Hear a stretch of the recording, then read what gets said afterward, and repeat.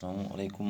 Our today's lecture is about these the rules for naming these organic compounds, that is saturated, especially these saturated hydrocarbons. Now we have got a number of rules which are used for naming these saturated hydrocarbons, and one of the rules is that is the longest chain rule. Now, as far as this longest chain rule is concerned, while naming an organic compound, we have to first of all select the longest chain which contains the maximum number of carbon atoms, and that chain which contains this maximum number of carbon atoms, that is taken as the parent chain. Now I have shown here, you can see here, this is 1 2 3 4 5 6 7. There are 7 carbon atoms, you can see in this chain. So if we will number it from this side, then 1 2 3 4 5 6, or 1 2 3 4 5 6. So this is this that is the straight chain, straight one. So this is taken as the parent chain, and these are then these side chains, they are taken as the substituents. So so the longest chain is to be selected. Now in certain cases, when we have got the two chains, there are two chains of equal length. Now in that case, what we do, we select that chain which bears the maximum number of substituents. So the chain which contains maximum number of these substituents, that is taken as the parent chain. You can see here, this is another molecule. You can see 1 2 3 4 5 6. So there are 6 carbon atoms. If we will number it from like this, or you can see there are 6 carbons, so it is hexane. Now if we number it from this 1 2 3 4 5 6, again we have got 6 carbon atoms. So there are two options now available to us.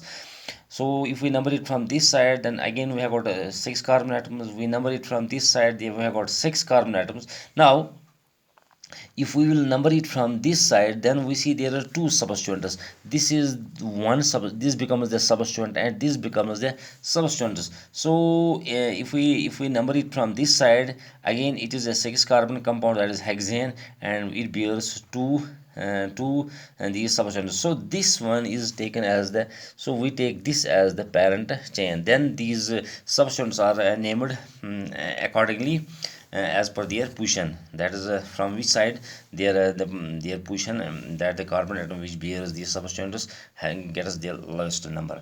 Then this is first rule. So first rule says that we have to select the longest chain which contains this which contains maximum number of carbon atoms, or in case we have two chains which are of these which bear same number of carbon atoms, in that case that chain is selected which bears maximum number of these substituents. Then we have got another rule, that is the lowest set of locants. So while naming this carbon chain on this parent chain, the numbering of these substituents or the locants, it is started from that end which gives lowest number to the carbon atom that bears the substituent, or that carries these substituents. Now you can see here, you can see this I have shown here, this is an 8 carbon compound. This becomes the longest chain. If we number it from this side, 1 2 3 4 5 6 7 8, so 8 carbon atoms are there. Then it is octane. Now if we number it from this, so this is the substituent, this is becomes the substituent, this is the substituent. So if we number it from this side, from left to right, then the substituents, then the carbon atoms which bear the substituents are carbon number 2, we have got carbon number 4, and we have got carbon number 7. So if we number it from this side, so then it becomes 2 4 and 7. Now if we number it from this side, from right to left, then you can see here, this is carbon number 2, this is carbon number 5, and this is carbon number 7. So if we name it from right to left, then the position of the locants becomes 2 5 and 7. and if we number it from name it from this left to right, then the position of the these locants or the substituent, it becomes 2 4 7. So this one is correct and this is incorrect. So the correct way of naming this compound is that we have to number it from left to right. And in this case, in that case, we see we have got here a methyl group it is at carbon number 2. Then we have got an ethyl group here, it is at carbon number 4. Then we have got again methyl group, it is again at carbon number 7.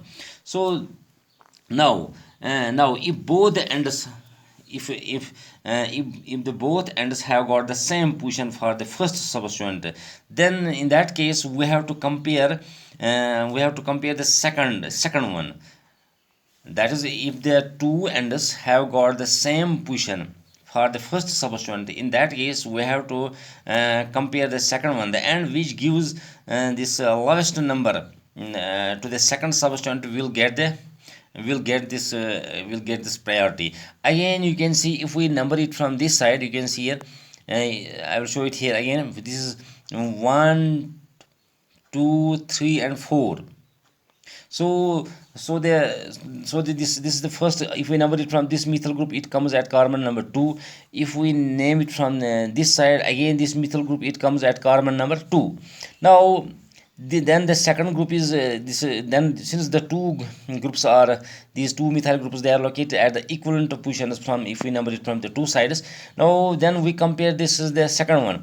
Now if we number it from this side, 1 2 3 1 2 3 4 and 5, then the second one, it comes at position number 5.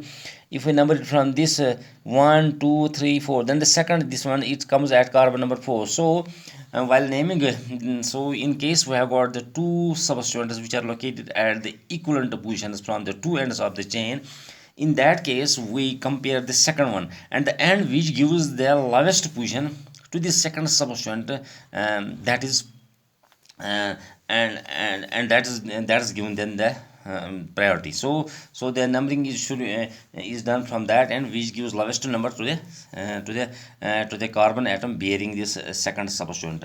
Now then we have got another, that is lowest sum of the locantus. Now as far as this lowest sum of locantus is concerned, while naming this parent chain, the numbering of this parent chain, it is done in such a way and that the sum of the locantus is lowest, or it is minimum. You can see here if we, this is again a 6 carbon carbon chain. You can see here 1 2 3 4 5 6. So if we number it from left to right, then these two substituents, we have got two methyl groups over here at carbon number 2 and 3. So 2 plus 3, that is equal to 5. Now if we number it from right to left, that is 1 2 3 4 5 and 6, then these two substituents, two methyl groups, they come at position 4 and 5. So the sum becomes 4 plus 5, that is equal to 9. So this one is incorrect. So and this is the correct one. 2 plus 3 is equal to 5. And this is correct, and 4 plus 5, it is incorrect. So the numbering should be done from this end, from left to right. So this is the lowest sum of locantus. Then we have got another rule, that is presence of more than one similar substituents. That means if these similar substituents, they occur more than once, that is they are 2 3 or 4, then we use the prefix di. When we have got two similar substituents, we use this prefix tri if we have got three substituents equal similar substituents, and then we use tetra if we have got two similar substituents. Now you can see here, I have shown here that this is a 5 carbon chain, and we have got two methyl groups at carbon number 2 and 3, carbon number 2 and 3. This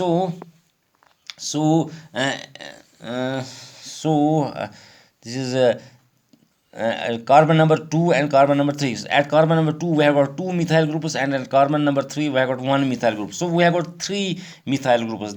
So we use, in this case, while naming this compound, we use the prefix. Since we have got these methyl groups, they occur 3 times, so it is 2 to 3 trimethyl, and then we have to name the parent chain, that is pentane. So it is trimethyl pentane. Or again, you can see here, I have shown here two similar these substituents, so two methyl groups. So it is, if we number it from 1 2 3 4, so then it becomes 2 3 dimethyl. This is butane. So there are a few more rules for naming these saturated hydrocarbons. So this is for today, and we will discuss them in our next next lecture. Thank you very much.